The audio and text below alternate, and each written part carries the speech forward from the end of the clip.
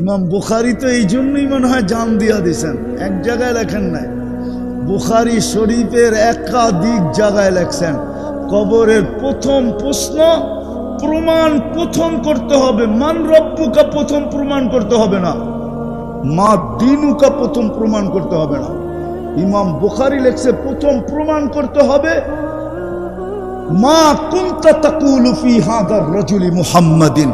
কিতাবুল জানায়েজে লম্বা হাদিস আছে, উঠায়া দেখেন বুখারী 5 নম্বর পারা কিতাবুল জানায়েজ, লম্বা হাদিস লেখা আছে এখানে।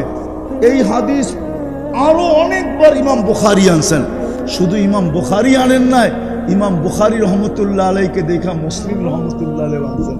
কবরে প্রথম প্রমাণ করতে হবে মুহাম্মদুর রাসূলুল্লাহর রঙে কতটুকু রঙিন ছিল বলো।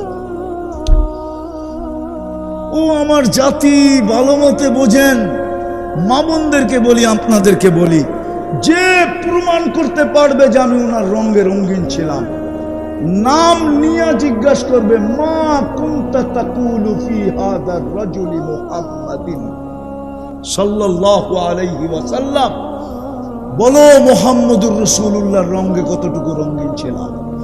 যুবক, 100 টাকার চুল 500 টাকা দিয়ে কাটো, চাঁদ রাত্রে 1000-2000 টাকা দিয়ে তোমরা চুল কাটো, আমি জানি